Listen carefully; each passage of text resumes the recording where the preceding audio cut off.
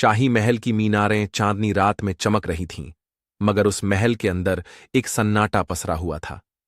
शहंशाह जलालुद्दीन बेगम शहजादी महक की मौत के गम में डूबे हुए थे। महक की मौत अचानक हुई थी, और जब से वो गई थी, शहंशाह ने महल में हंसना ही छोड़ दिया था। महक को किसी ने जहर दे दिया था, मगर यह अब तक कोई नहीं जान पाया कि उसने खुद जहर खाया था या किसी ने उसे मारने की साजिश रची थी। उसकी मौत के कुछ ही घंटे बाद उसे पूरे शाही रीति रिवाजों के साथ दफना दिया गया। शहंशाह ने उसकी कब्र खुदवाने का हुक्म दिया था और अपने हाथों से मिट्टी डाली थी, मगर उनकी आंखें इस बात को मानने के लिए तैयार नहीं थीं कि उनकी महक अब इस दुनिया में नहीं रही। महल में कई दिनों तक शोक का माहौल रहा, लेकिन शहंशाह जलालुद्दीन के दिल में एक अजीब सा जुनून पैदा हो गया था। उन्होंने अपने वजीरों और हकीमों को बुलाकर पूछा, क्या कोई ऐसा तरीका है जिससे महक को वापस लाया जा सके? सबने इसे महज एक पागलपन समझा, मगर कोई भी शहंशाह के सामने सच बोलने की हिम्मत नहीं कर पा रहा था। कुछ ही दिनों में उन्होंने यह फैसला कर लिया कि वो महक की मैयत को फिर से देखना चाहते हैं। एक रात जब पूरा महल सो रहा था, शहंशाह अपने सबसे वफादार सेवकों के साथ महक की कब्र के पास पहुंचे। उन्होंने चुपचाप उसकी कब्र खुदवानी शुरू कर दी। मिट्टी हटाते ही लकड़ी का ताबूत सामने आ गया। शहंशाह का दिल तेजी से धड़कने लगा। ताबूत को खोला गया और जो देखा गया उसने सबको दहला दिया। शहजादी महक की लाश वैसी ही थी जैसी उसे दफनाया गया था। न तो शरीर पर सड़ने के कोई निशान थे, न ही चेहरा मुरझाया था। ऐसा लग रहा था जैसे वह बस गहरी नींद में सोई हो। शहंशाह जलालुद्दीन ने कांपते हाथों से उसकी नब्ज देखी। कोई धड़कन नहीं थी, मगर चेहरा बता रहा था कि कुछ तो रहस्य जरूर छुपा है। शहंशाह ने उसकी लाश को वापस महल लाने का हुक्म दिया। जैसे ही महक की लाश महल में लाई गई, अजीब अजीब घटनाएं होने लगीं। महल में रखे बड़े बड़े झूमर बिना किसी हवा के हिलने लगे। महल के गुलामों को रात में किसी के चलने की आहट सुनाई देने लगी। कुछ लोगों ने महक की परछाई महल के गलियारों में घूमते हुए भी देखी।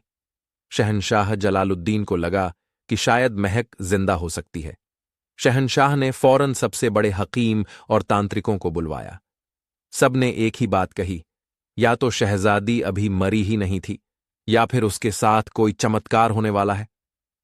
शहंशाह की आंखें चमक उठीं। क्या वाकई महक जिंदा हो सकती थी? क्या उसकी मौत एक साजिश थी, या फिर महल में कोई अदृश्य शक्ति काम कर रही थी? शहंशाह जलालुद्दीन के महल में अजीब घटनाएं तेजी से बढ़ने लगी थीं। महक की लाश को कब्र से निकालने के बाद ऐसा लगता था कि पूरे महल में किसी अनदेखी ताकत का साया पड़ गया हो। शहंशाह की सबसे प्रिय नौकरानी सलीमा, जो महक के सबसे करीब थी, उसने एक रात दौड़ते हुए आकर कहा, जहां पनाह, मैंने खुद अपनी आंखों से बेगम साहिबा को चलते हुए देखा है। यह सुनते ही महल में मौजूद सभी लोग कांप उठे। शहंशाह के दरबारियों ने इसे सिर्फ एक भ्रम कहा, मगर जो अगली रात हुआ उसने सबको झकझोर कर रख दिया। महक की मैयत को महल के एक गुप्त कक्ष में रखा गया था। उसी कक्ष में रात के तीसरे पहर एक सिपाही पहरा दे रहा था। अचानक उसे लगा कि कोई उसके पास से गुजरा। वो तुरंत चौकन्ना हुआ, लेकिन वहां कोई नहीं था। लेकिन जैसे ही उसने पीछे मुड़कर देखा, उसके होश उड़ गए। महक का ताबूत धीरे धीरे अपने आप हिल रहा था। सिपाही डर के मारे अपनी जगह से हिल भी नहीं सका।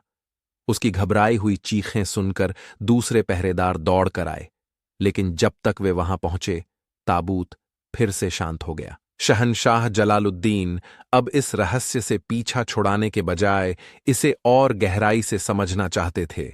उन्होंने तुरंत राज्य के सबसे बड़े तांत्रिक बाबा इलियास को बुलवाया, जो रहस्यमयी चीजों को समझने और सुलझाने में माहिर थे। बाबा इलियास ने जब महल में कदम रखा तो उनकी आंखें चौड़ी हो गईं। उन्होंने धीरे से कहा, जहां अपना, ये कोई साधारण घटना नहीं है। महक बेगम इस दुनिया से गई नहीं है, वो लौटने की कोशिश कर रही हैं। शहंशाह की धड़कन तेज हो गई। उन्होंने तुरंत पूछा, क्या मेरी महक जिंदा हो सकती है? बाबा इलियास ने गहरी सांस लेते हुए जवाब दिया, यह तो तभी पता चलेगा जब हम उनकी आत्मा से संपर्क करेंगे। लेकिन इस महल में किसी ने बहुत बड़ा गुनाह किया है और जब तक वह गुनहगार सामने नहीं आएगा यह घटनाएं बढ़ती जाएंगी। बाबा इलियास ने आधी रात को महक की मैयत के पास ध्यान लगाना शुरू किया। उन्होंने चारों ओर पवित्र मंत्रों का जाप किया और जैसे ही उनकी आंखें बंद हुईं, पूरे महल की मोमबत्तियां एक साथ बुझ गईं। अंधेरे में सिर्फ एक चीज चमक रही थी, महक के शरीर के पास रखा एक सुनहरा कंगन। वो कंगन अचानक खुद ब खुद जमीन पर गिर गया और उसमें से एक धुंधली परछाई निकली।